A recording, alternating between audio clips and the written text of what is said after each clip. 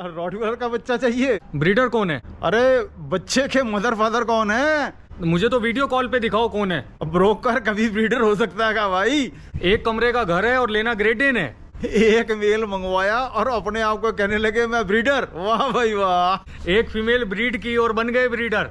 चलो वीडियो शुरू करते हैं। हेलो फ्रेंड्स, मेरा नाम अमित कुमार और मैं बडी पेट्स का ओनर हूँ और मैं एक कैनाइन ब्रीडर भी हूँ। नमस्कार दोस्तों, मेरा नाम AB बहुगुणा और मैं बहुगुणास डैन कैनल जो KCI से रजिस्टर्ड है उसका ओनर हूँ और मेरी स्पेशलिटी सिर्फ रॉटवीलर्स में है। मैं जैसे काफ़ी लंबे टाइम से एक मैलानोआ ब्रीड कर रहा हूँ, तो मेरे पास जो मोस्टली कस्टमर्स आते हैं वो या तो उनको आइडिया होता है वर्किंग ब्रीड्स का कि हमें क्या लेना है, मैलानोआ के लिए थोड़ा बहुत जानते हैं। और मैं भी यही चाहता हूँ कि लोग अगर आए तो वो हमसे पूछें। अभी तक तो हम जो प्रॉब्लम फेस करते हैं कि लोग आके पूछते ही नहीं है कि हमने लेना क्या है।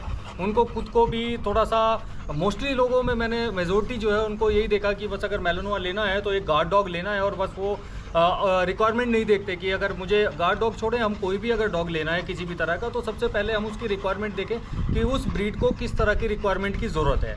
और बेसिक चीज़ जो किसी भी ब्रीड में होता है, अगर आपको एक छोटा पप लेना है तो जो बेसिक चीज़ें हैं वो मैं छोटी सी एक्सप्लेन कर देता हूँ। जैसे बहुगुणा सर हैं, मेरे बड़े सीनियर हैं और हमने काफ़ी इनसे सीखा है, इनसे ब्रीड के बारे में जैसे कभी पूछते हैं तो बताते हैं हमें। तो जैसे है तो सबसे पहले वर्किंग ब्रीड का मैं बता देता हूँ। तो वर्किंग ब्रीड में बाइट का बहुत बड़ा रोल होता है। कुत्ते की जो बाइट होती है उसका बहुत बड़ा रोल होता है। तो सबसे पहले बाइट ज़रूर चेक करें छोटे पप्स की, और जो पप्स का हम लें वो 45 डेज से कम का ना हो, मिनिमम 50 दिन से ऊपर का ही पपी होना चाहिए। तो बाइट चेक करें। सेकंड, उसकी आइज़, आंखें ज़रूर चेक करें।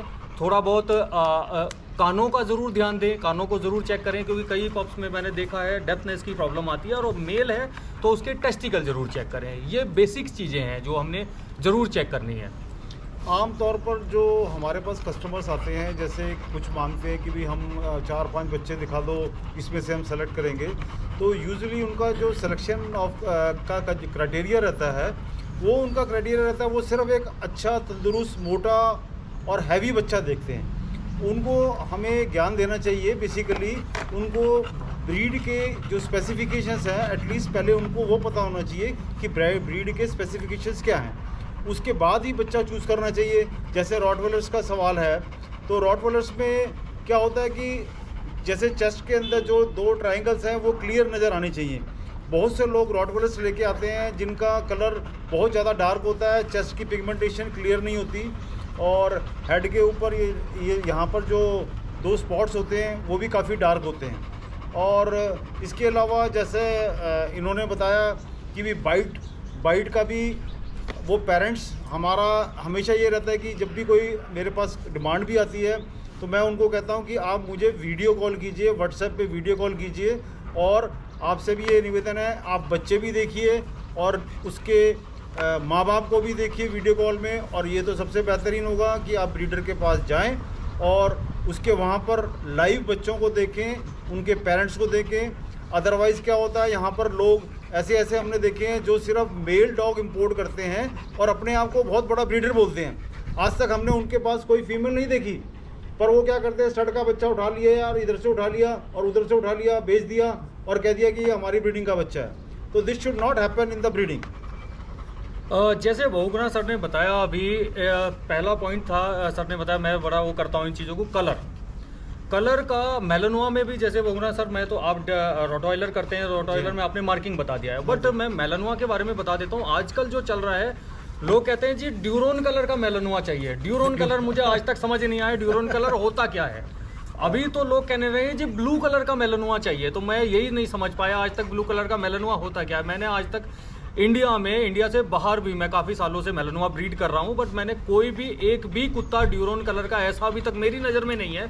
नो डाउट हो कोई बाहर, मैं मुझे नहीं पता, सारे पूरी दुनिया तो नहीं देखे हैं, सारे डॉग नहीं देखे, बट जहाँ तक मुझे नॉलेज है एक भी कुत्ता मैंने अभी तक ऐसा नहीं देखा ड्यूरोन कलर का जो वर्क कर रहा है। सबसे पहले अगर मैं मैलानोआ लेता हूँ तो मुझे ये पता होना चाहिए मैलानोआ का पर्पज़ क्या है, वो कुत्ता किस काम के लिए बना है।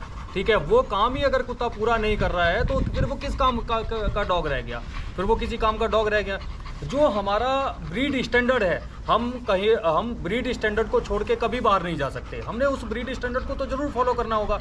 और ड्यूरोन कलर्स और ये सब चीज़ें तो मुझे नहीं लगता कि आगे चलने वाली हैं, या लोग कुछ टाइम के बाद उनको समझ आ जाएगा कि यार ये तो फेक है सब कुछ, ड्यूरोन ये चलेगा नहीं। और सेकंड एक चीज़ और सर ने बोली कि ब्रीडर्स के पास लोग जाते हैं और जो जैसे पप्स खरीदते हैं या लेते हैं, तो सबसे पहले ब्रोकरों के चक्कर में डॉग फंस जाते हैं, ब्रोकरों के चक्कर में फंस जाते हैं डॉग। तो होता क्या है, आप कभी भी डॉग लें, मैं किसी भी पेट ओनर से जो एक अच्छा पपी अपने घर में रखना चाहते हैं उनको मैं एक बात ज़रूर बोलना चाहता हूँ कि अगर आप कोई डॉग लेते हैं तो वो आपके घर में एक डॉग ही नहीं रहता, एक फैमिली मेंबर आता है आपके साथ में, आपके घर में, जो एक लंबे टाइम तक आपके पास रहेगा। मोस्टली लोगों ने तो क्या किया हुआ है, जैसे सर बता रहे हैं कि एक कुत्ता इंपोर्ट करा लिया और बस वो ब्रीडर बन गए, उन्होंने आज तक कोई कुत्ता रखा नहीं, कुछ नहीं, और वो इधर उधर से पप्स उठा के और बस जस्ट यही लोगों को बोलते हैं कि ये उसके बच्चे हैं, ये उसके बच्चे हैं। और इवन ये भी है कि वो कुत्ता दिखा देते हैं अलग से कि ये जी उसका फादर है और ये उसकी मदर है। कभी भी पप्स खरीदें तो सबसे पहले तो पप्स देखें मदर के साथ, वो मदर के साथ में होने चाहिए पप्स। सेकंड, ब्रीडर को बोलें जी आपने तब ये बच्चे हुए हैं जिस कुत्ते से, आप इसकी जो ब्रीडिंग कराई है तो उसका कोई वीडियो जरूर शेयर करें।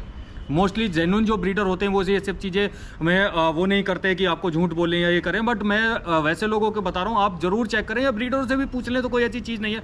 लोग मोस्टली ज़्यादा हद तक तो रखते ही हैं वीडियो अपने पास, तो वो वीडियो ज़रूर देखें। उसके बाद ऐसा नहीं हो कि बंदा जी आप उसको कॉल करें, वीडियो कॉल करें या लाइव कॉल करें, उसमें देखें पप्स को, और खुद जा सकते हैं तो ज़रूर जाएं। मैं सबको बोलता हूं अगर आप खुद पप्स लेने जा सकते हो ब्रीडर के पास, 200 किलोमीटर 400 किलोमीटर भी जाना है तो जाएं। वो ये आपके लिए 1 दिन की 2 दिन की प्रॉब्लम होगी, ना कि आपके घर में एक ऐसा पप्स आएगा जो लाइफ टाइम की प्रॉब्लम क्रिएट करे, क्योंकि 15-16 साल या 14 साल आपके घर में किसी पेट ने रहना है। तो मैं सबसे यही बोलना चाहूँगा कि आप ज़रूर जाएं, नहीं जा सकते तो वीडियो कॉल करें और तब पप्स को और उसके मदर फादर को और सारी चीज़ों को देखें। ऐसा इन्होंने भी बताया कि पप्स बेसिकली आपको ब्रीडर से ही लेना चाहिए, और मेरा आप सबसे निवेदन है कि जितने ब्रोकर्स हैं या जितने पप्पी मिलर्स हैं इनको हमें अवॉइड करना चाहिए।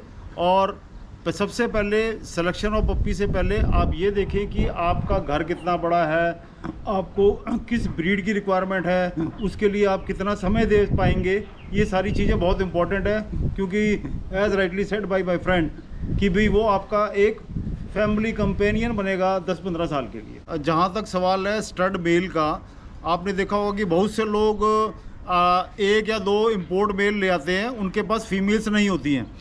पर एज़ पर KCI रूल्स और जो एक सिस्टम बना हुआ है उसमें ब्रीडर वही कहलाता है जिसके पास फीमेल होती है, क्योंकि फीमेल के पास ही बच्चे होते हैं।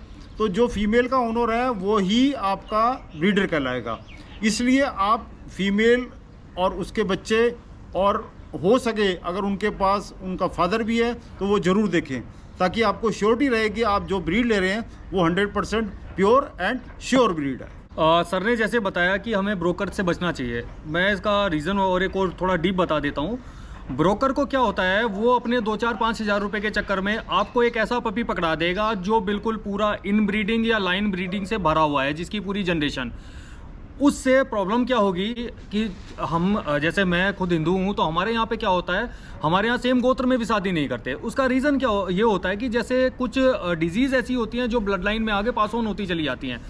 तो लाइन ब्रीडिंग और इन ब्रीडिंग के साथ क्या होता है, पपी में जो टेम्परामेंट का बहुत ज़्यादा इशू आता है कि कई बार आपने देखा होगा कि कुछ कुत्ते ऐसे होते हैं कि घरों में जाते हैं, लोगों की कंप्लेंट आती है कि जी हमारा कुत्ता तो बस काटता ही जी, लोगों को फाड़ता ही फाड़ता है। या जेनेटिक और फॉल्ट आते हैं कि बाइट ख़राब हो जाती है, या फिर वो डॉग्स बीमार ज़्यादा रहते हैं, इस तरह की बहुत सारी प्रॉब्लम्स आती हैं। तो आप थोड़ा सा टाइम निकाल के जा सकते हैं। तो मैं ये कहूँगा आप लोगों को कि आप एक बहुत लंबा टाइम, जो 14-15 साल आप टेंशन में जीना चाहते हो, उससे आप बच जाओगे। Rightly said by my colleague, जैसा इन्होंने जेनेटिक्स वाली बात करी, जेनेटिक्स एक बहुत गहरा सब्जेक्ट है जो साइंस से रिलेटेड है।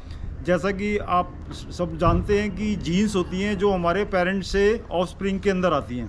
सिमिलरली जीन्स जो हैं डॉग्स के अंदर भी मदर फादर से नेक्स्ट जनरेशन में आती हैं। Specially in the case of Rottweiler, अगर आप उनके पेरेंट्स देखने जा रहे हैं तो उनके पेरेंट्स का टेम्परामेंट भी ज़रूर देखें।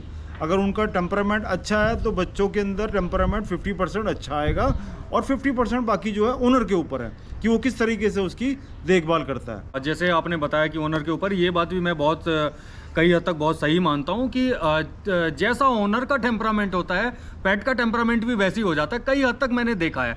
अब ऐसा आप करेंगे कि आप एक घर में पेट लेके आए हैं और आपने बस उसको लीज में बांध के और कहीं पे डाल दिया, तो वो पेट क्या करेगा, इरिटेट होगा और तंग करेगा।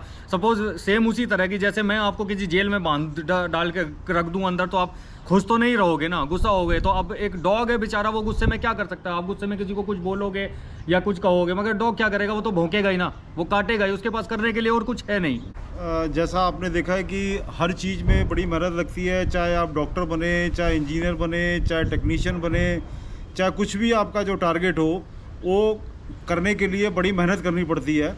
सिमिलरली मैं कहता हूँ कि डॉग ब्रीडिंग जो है ये बहुत आसान काम नहीं है। इसमें बहुत से लोग हमने देखे हैं जिन्होंने सिर्फ गूगल की नॉलेज ले ली और अपने आप को बादशाह समझते हैं। किसी की भी कोई पोस्ट आती है फेसबुक पे या यूट्यूब पे, वो कमेंट्स करने में नंबर 1 होते हैं। तो Google knowledge is not sufficient.